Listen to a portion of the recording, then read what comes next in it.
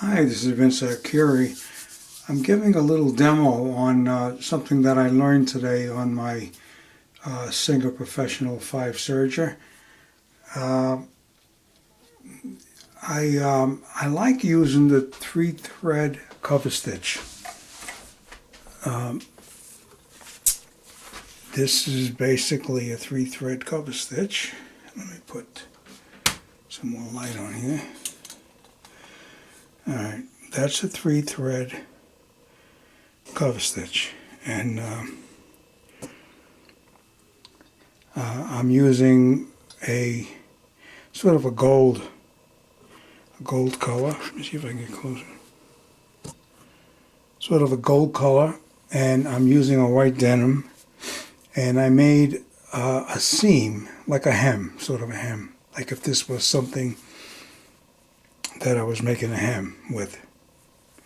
And this is what the back looks like. Now, the back, actually, you could use this for a decorative design also. Like if you made a crisscross pattern, you could make bags, purses, and so forth. Utility stuff if you're using this kind of fabric, but it's very nice. Now what I want to show is the way to thread this 5-thread machine. Now for this project, for the 3-thread cover stitch, you only need 4 threads, but 3 needles. This machine has 3 needles, and each needle, see how close I can get, each needle is a different height by, I'm not sure, maybe a 100,000th of an inch.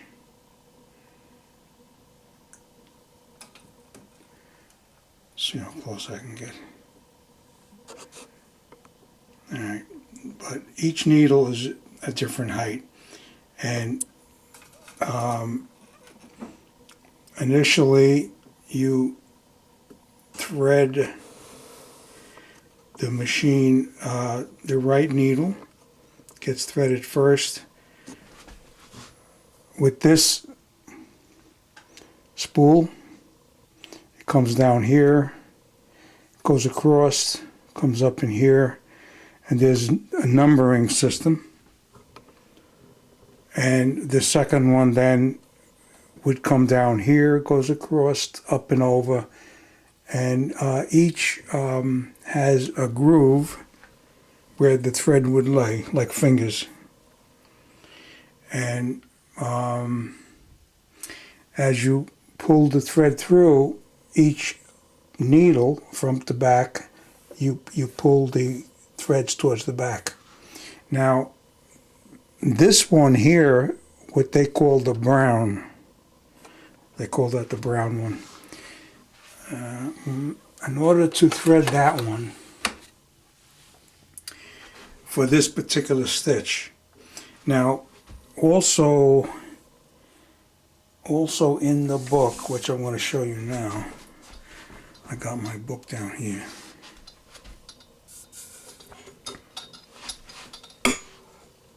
Excuse all the noise, I got a lot of junk hanging on this. Alright, here is, see if I can get away this shadow. Alright, with a light maybe. Alright.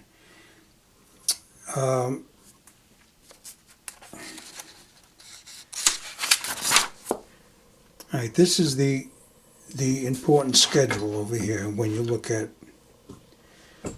a particular stitch that you want to make. Now you go to the index in the front, the table of contents, and it calls out a 3-thread cover stitch. It gives you some pictures, some examples of things that you can do with that particular stitch. you know, and then it gives you the section to come to. Triple cover hem, but it's more than hem. But you follow this guide over here, and it'll tell you upper looper, for example, is disengaged and not threaded. Lower looper is not threaded. There is a third looper. It's called a chain stitch looper. Brown threaded. And that's the one that I was showing you. It's the one that's brown. It has the brown marking on it. Up there.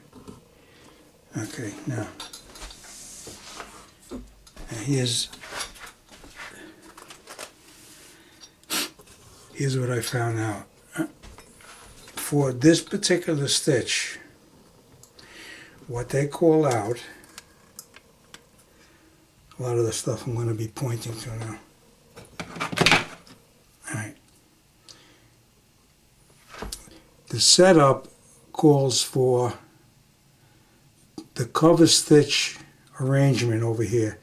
You see this, it's like a bent knee. There is a lever over here, and in order to actuate one position or the other, you push this little tab to the left, and then push down or push up, and there's a C for up and there's an L for down. Now, right now I have it in and up. That's why you got the bent elbow. And what that does is it disengages the upper looper. So the upper looper doesn't work when the machine goes around. Now the thread, brown is the color. I came down, I went here, behind here, and then I went into the brown hole. You sort of like, you pull the thread and sort of at a little bit of an angle, and it locks it into the hole. You have two layers of metal. There's one layer here and one layer on top, and you have to sort of get the thread between the upper and lower layer in order to get it into the loop. You don't have to thread it through a hole. It's designed that way. So then you bring it here. You got the brown mark. Across, you got the brown mark. Pulls up through here. The brown mark here. Then it comes up. Now here's where it gets tricky. But what they did is they really made it nice. And I'm going to explain why. But it took me a little while to figure it out. In fact, what I had to do is I had to unscrew these two screws, take the plate off in order to be able to see. All right. What they call out is you turn the hand wheel. You turn the hand wheel towards you, which is here. And what you're looking for is the chain looper to poke its nose out about a ½ inch past the plate. I'm going to go backwards with it. Okay, this is what I'm speaking of right here. Right here. This one. It's like a point. It has a hole in it. Now, they say to thread this eye front to back. So you push it in this way. And then you pull the thread, they say about 4 inches to the back.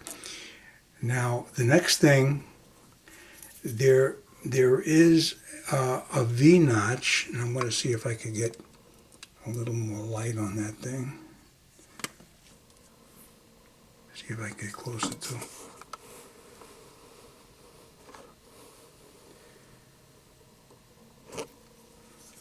Okay. right here, there is a V-notch, and there's a lever, and I'm going to move the lever, and you're going to see that V-notch move. That's about as close as I can get. I'm going to move the lever. The lever's down here. Alright, you see the little V-notch?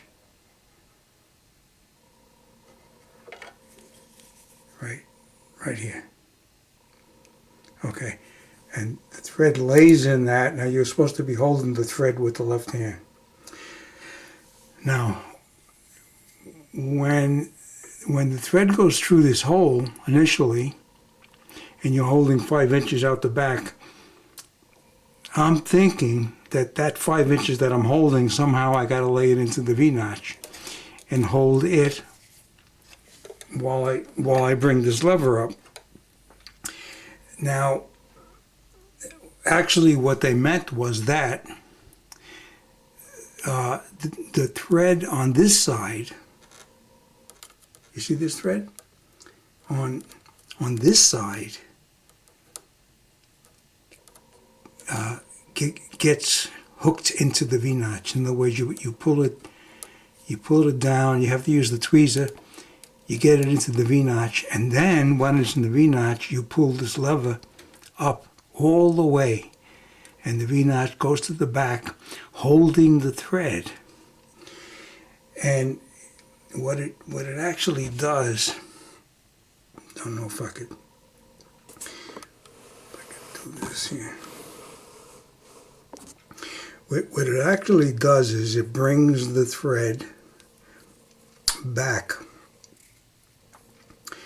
and it goes right behind that lever with the hole in it, and it puts the thread on the back of it like this, and there's a hook. And then when you let go of that lever, it's hooked to the back. See, and you holding the thread that goes out the back. So as an end result, you wind up with the thread hooked to the back of this lever, and it comes out this way towards the back. So now you got 4 threads. So unless I screwed it up, what I just did, turning it one way, turning it the other, I'm going to try to do a stitch. Let's see if I can get this so I can get my chair in here.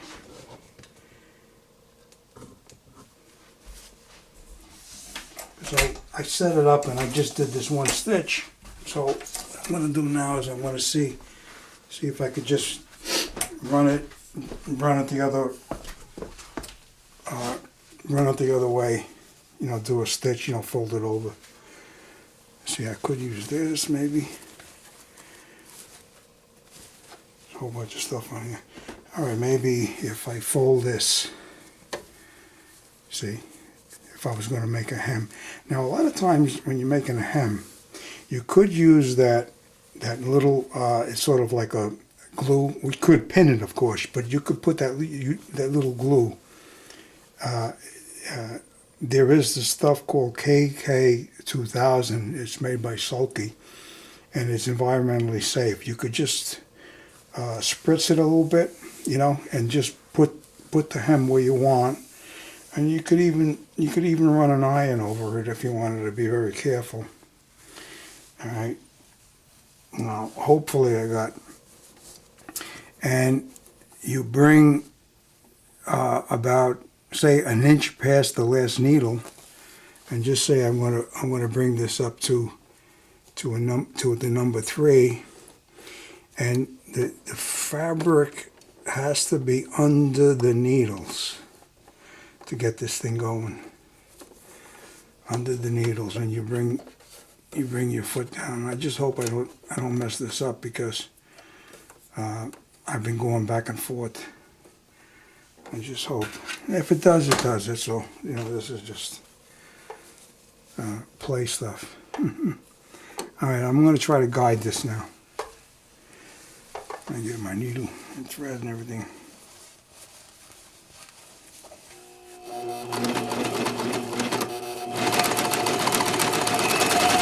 Uh-oh, it doesn't look good.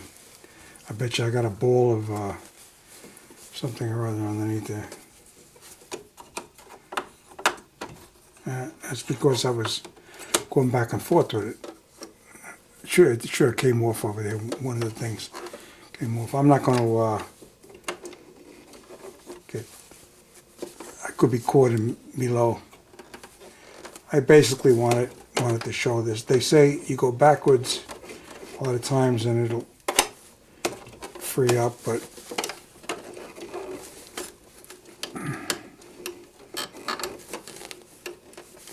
see, I'm stuck. I'm stuck. There's a lot of hardware in there.